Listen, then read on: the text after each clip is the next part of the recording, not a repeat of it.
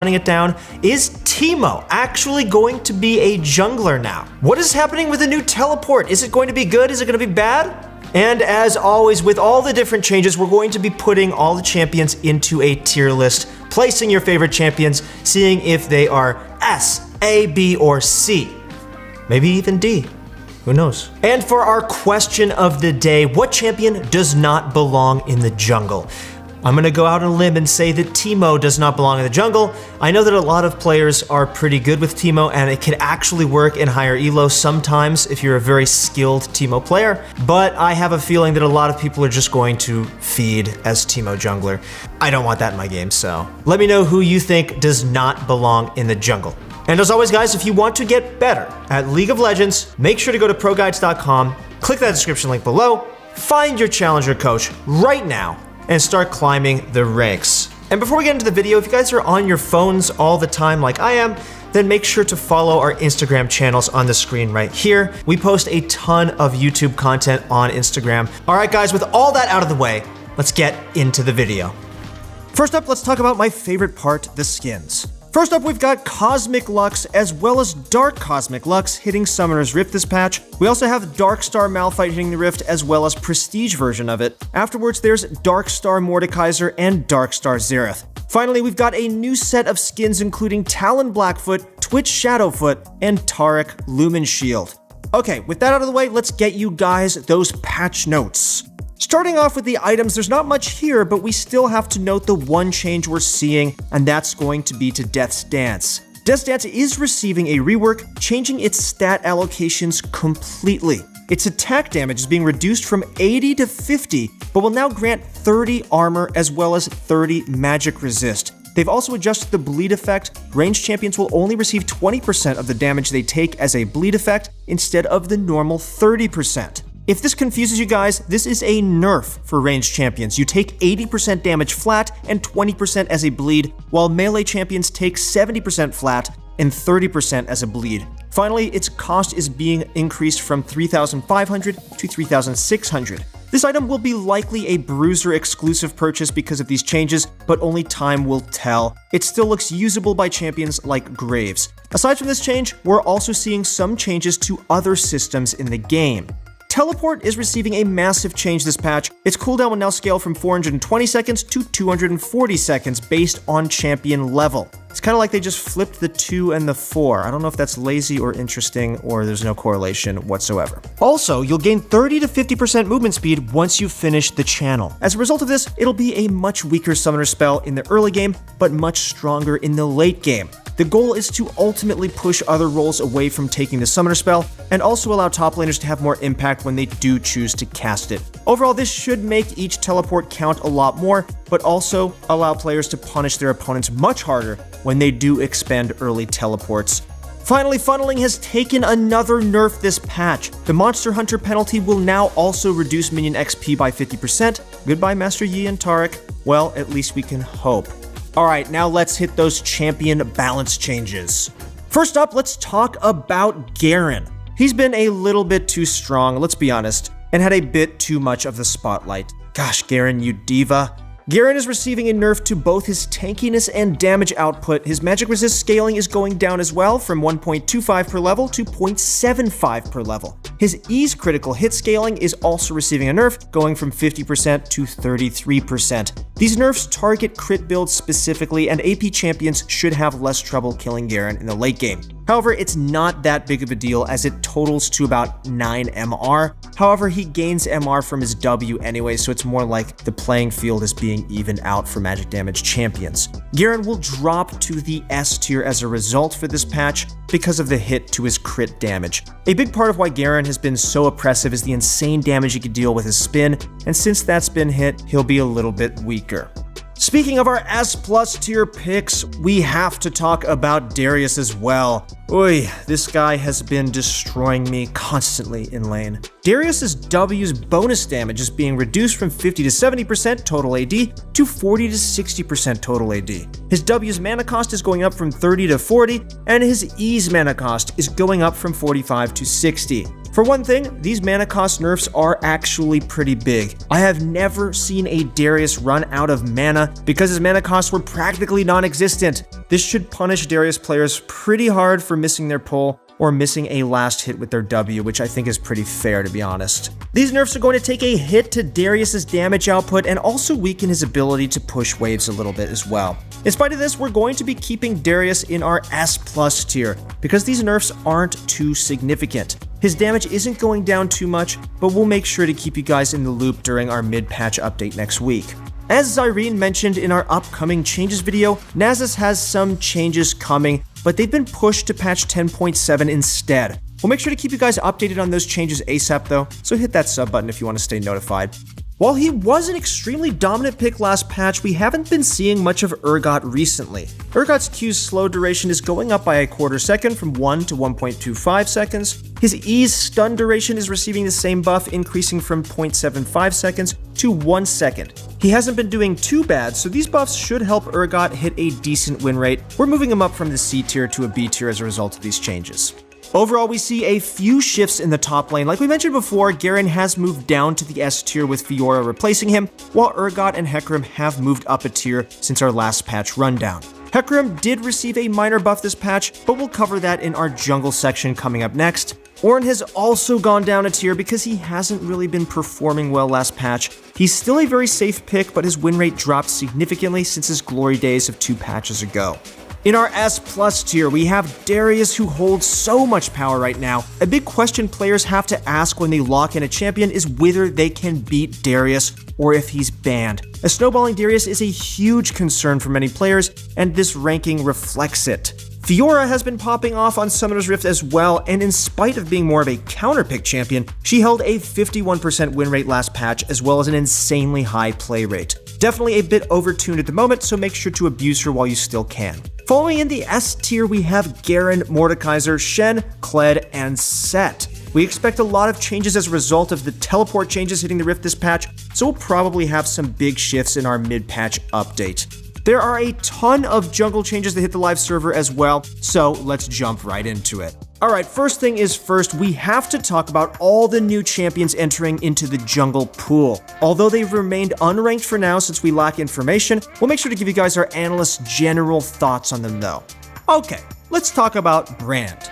Why are they putting a pyromaniac in the jungle? Well, my guess is as good as yours. Brand will be joining the jungle pool this patch. His passive damage will now deal 120% damage to monsters. Brand should have absolutely no issue clearing the Raptor, Wolf, and Krug camps, while his passive should deal plenty of damage to those beefier solo camps as well. Brand's placement though, well, it will depend heavily on how well he can do when pitted against the high kill pressure champions rampant in the jungle right now. We expect Brand to be placed in the B or A tier, however, as he definitely clears the jungle pretty well and deals tons of damage, as you guys know.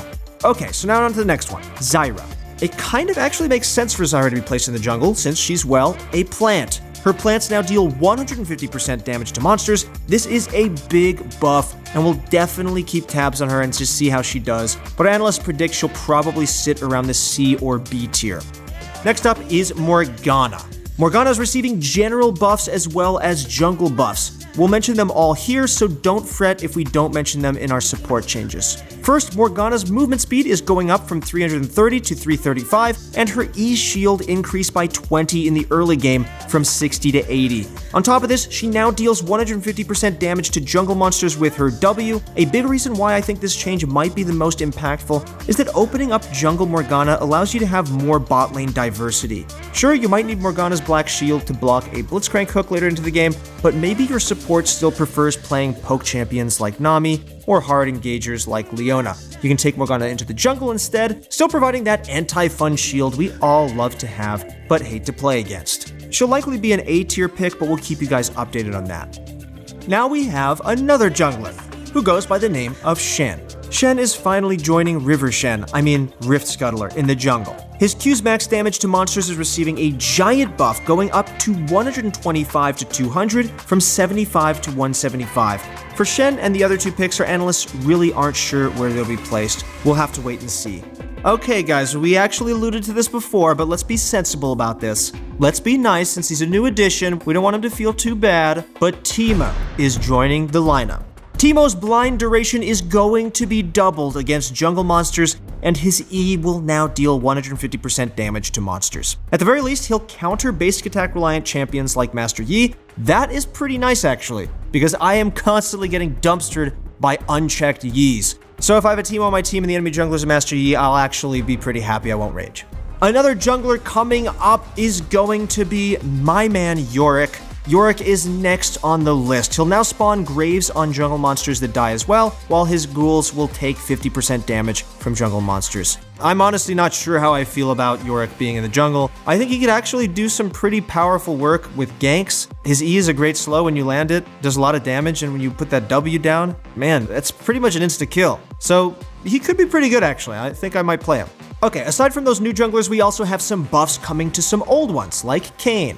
Kayn received a buff to his passive, increasing the amount of orbs he collects. He'll transform faster, which is nice, but he'll still remain in our A tier. Okay, next up is Hecarim. Hecarim's fear duration on his ultimate has increased from 0.75 to 1.5 seconds to 0.75 to 2 seconds based on distance traveled. This should reward well-aimed ultimates and encourage more aggressive play. 2 seconds for an AoE fear is a really long one, so expect to see him to run over more of his competition. He'll still remain in the B tier for now, but we'll let you know if this change affected much next patch. Kindred is also up for some buffs. Kindred's AD per level went from 2.26 to 2.5, while her W's missing health restore is increasing from 32 to 100 to 45 to 100, and her R's heal is going up from 200 to 300 to 200 to 400. It's more of a readability buff than anything. But her numbers are still going up at the end of the day, so that is good for Kindred. She'll move up to the A tier as a result of these changes.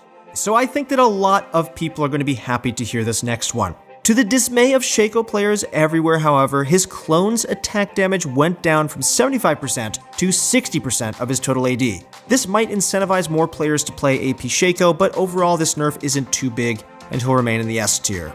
Wukong's mini rework has been shipped out. It's a lot of stuff, so I'm just gonna jump right in. Wukong's base health has been lowered from 577.8 to 540. His base mana increased from 265 to 300, mana per level from 38 to 45, mana regen per 5 rounded down to 8, and base MR lowered from 32.1 to 28. His passive now provides 5 to 11 armor based on level, no longer grants magic resist, but also grants 0.5% of your maximum health as health regen per 5. If Wukong or one of his clones hits an enemy champion or large monster, these bonuses increase by 62.5% for 5 seconds. His Q will now grant 30 to 130 plus 50% of his base AD as bonus damage, and its bonus range has changed from 125 flat to 75 to 175 based on spell level. Whew, this is a lot to take in, guys. Okay, stay with me. The cooldown has gone up from 9 to 5 to 9 to 7, but you can now reduce the cooldown by 0.5 seconds every time Wukong or one of his clones deals damage. Wukong's W will still leave a clone behind, but it'll now mimic his actions. It'll attempt to attack units Wukong has attacked, Q will grant it bonus damage, E will grant it bonus attack speed, and his ultimate will also cause his clone to spin, knocking up champions it hits that Wukong hasn't already knocked up. The cooldown is going up from 18 to 10 to 20 to 16. The clone will deal 50 to 70% damage based on spell level. Also, a turret shot will instantly kill a clone. Wukong's E now deals magic damage, has had its attack speed bonus increased by 10%, buff duration increased to 5 seconds, cooldown changed from 8 seconds to 10 to 8 based on level, and mana cost reduced by 15. Wukong's ultimate? Well, it's received a huge buff. He can cast it a second time within 8 seconds, and this second cast can knock up enemies once again. The knockup duration has thus been decreased from 1 to 0.75 seconds, and the spin duration decreased from 4 to 2 seconds. On top of this, the damage on it has changed to 4 to 8% of Wukong's maximum health, plus 1.1 total attack damage. It'll tick every 0.25 seconds instead of every 0.5 seconds for the sake of applying Conqueror stacks more quickly. He'll retain bonus attack speed from his E while spinning, and can also cancel the ultimate by using another ability now. As a general rule of thumb, we're going to hold off on placing any newly reworked champions, but make sure to subscribe so you can stay tuned to figure out where we place him in the mid-patch update. Okay, let's get into the list already, gosh. In our S+ tier, we have Elise. Warwick, and Zac. These champions are the best gankers at the moment. They're reliable and can safely dive in basically any situation as they have the tools to specifically make turret diving easier to pull off. Honestly, they're not that much stronger than our S-tier champions like Lee Sin, Olaf, Rek'Sai, Karthus, Shaco, Trundle, Nunu, and Echo. All of these guys have their respective strengths and have a solid set of statistics to back them up. With the funneling nerfs this patch, we've decided to move Master Yi to the A tier. Alright guys, that's it for our junglers, so let's hop into the mid lane next. We aren't seeing too many shifts this patch in the mid lane either. But let's talk about Bird. Bird is the word first. Yes, it's none other than Anivia. Anivia received a buff. Her R's chill duration increased from 2 to 3 seconds. This should make it a lot easier for her to activate the bonus damage from her E. She's been seeing a lot of success recently, so while she'll remain in the B tier for now, our analysts do think that she might make the move up to A tier, so hit that sub button if you want to stay notified. Next up is Xerath. Xerath's W's sweet spot is having its damage amplification increase from 50% to 66.7%. His ultimate's damage is also receiving a buff, increasing from 200 to 280 plus 43% AP to 200 to 300 plus 45% AP. While these buffs are great, Xerath is struggling to survive altogether during games in the current meta, so he'll probably still remain in the B tier. The most evil boss on Summoner's Rift is excited for a buff. Veigar is having his Q damage buffed from 70 to 230 to 80 to 240. Also, his base attack damage has gone up from 50.71 to 52. His attack damage growth has also gone up from 2.625 to 2.7, and his base armor has gone up from 22.55 to 23. These are really quite small changes. We don't expect to see any changes in his win rate as a result. Twisted Fate finally received the buffs he was due. His blue card's AP ratio is going up to 0.9 from 0.5, while his red card is going up to 0.6. This should incentivize more players to pick cards that aren't gold later into the game. His wave clear is going up, and he can now potentially one-shot opponents with a blue card. Rise buffs? Anyone? Uh-oh. Rise's mana regen per level has increased from 0.8 to 1 per level. Okay. But seriously, this is an okay buff because Rise suffers an unhappy life until he finishes his tier. While this mana regen buff is rather small in the early game, it's still something. His W's magic damage also went from 80 to 160 to 80 to 200. Rise doesn't usually level his W early, so this will instead help out Rise in the late game slightly, while the mana regen buffs give him some extra mana to work with in the early game. These aren't really significant buffs, so he'll just remain in the B tier for now. In our S+ tier, we still have Fizz, and we have Diana, because of how much damage they deal, also because of how difficult they are to kill. Following them in the S tier, we have Kassadin, Katarina, Echo, Cass, Vladimir, Talon, Zed, Yasuo, and Qiyana. All these champions deal so much damage and are the types you'd see in highlight reels. None of these balance changes were enough to cause any movement, but Morgana has moved up to the C tier. Those jungle buffs should allow her to clear raptor camps in between waves, and she also has more power in the draft because of her triple flex potential. While Twisted Fate is still sitting in the A tier, these buffs could put him very close to contending for the S tier spot. Alright guys, that's enough with the mid lane, let's talk about the bot lane. It's Draven time, maybe. First up, Draven is getting some more love. His W's movement speed went up from 40 to 60 to 50 to 70%. Although his damage hasn't increased, he should have an easier time chasing, kiting, and staying in range as a result of these buffs. This will inevitably increase Draven's damage output during the early game because it'll be a lot harder to run away from him. However, he's still going to stay in the A tier for now because of how volatile he is. Riot has decided to nerf Senna once again. Her passive AD per soul has decreased from 1 to 0.75. The weakened soul portion of her passive is having its cooldown increased from 4 to 6, 5 and 4 seconds based on level, going down at levels 6 and 11. This will slow down Senna's scaling because she won't be able to activate her passive as often, meaning that it'll take a little longer before she gets that bonus range she's constantly fishing for. Of course, her late game damage scaling is also taking a hit. As a result, we're bumping her down to the S tier. Aphelios also took some hits this patch. Severum is having its lifesteal decrease from 8 to 25% to 3 to 20%. Infernum's minion damage went from 45% to 30%, and his mini chakram damage is dropping from 30 to 173% of his total AD to 24 to 164% of it. These nerfs should take some power away from Aphelios' versatile kit, namely it'll hit his wave clear, sustain, and team fighting power. While he's still capable of so many different things, he's going to be a little bit weaker overall, so we're going to be dropping him into the A tier. I'm sorry, Nathan, I know you love Aphelios. There have been very few changes this patch, however, now S and S Plus tier are relatively the same. In the S Plus tier, we have Misfortune because of her insane lane dominance. She's easily the strongest marksman right now because of how heavily she can dictate lanes. She's also really easy to pick up, so if you're in lower elo, definitely consider her. In the S tier, we have Senna, Ezreal, Vayne, Lucian, Caitlyn, and Jinx.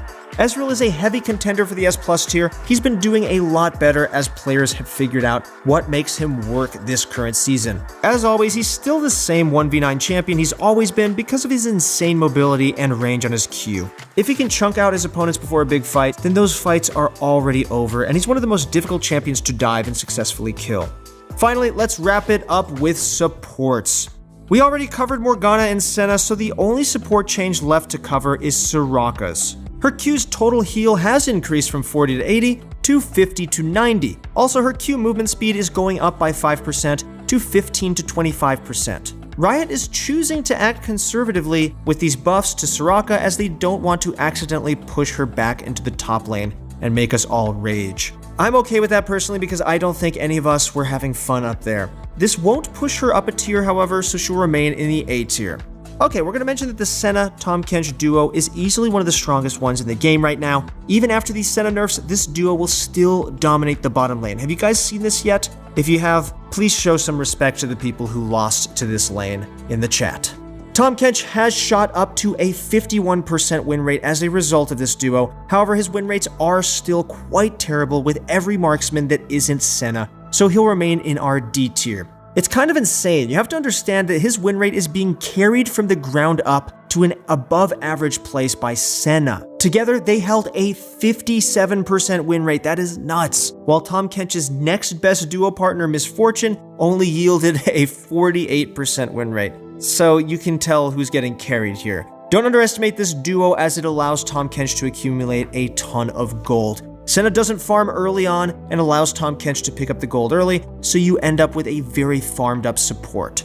In our S Plus tier for supports, we still have Leona, Nautilus, and Blitzcrank. I don't know when these guys are going to change and get dropped down, but here you are. The amount of crowd control and impactful pick-making potential they bring to the table is just insane, and it merits them as the most influential supports in the game, especially if you roam. My god, the amount of stuff you can do with these champions is just uncomparable. Following them in the S tier are Thresh, Senna, Nami, Pyke, Morgana, Lulu, and Bard.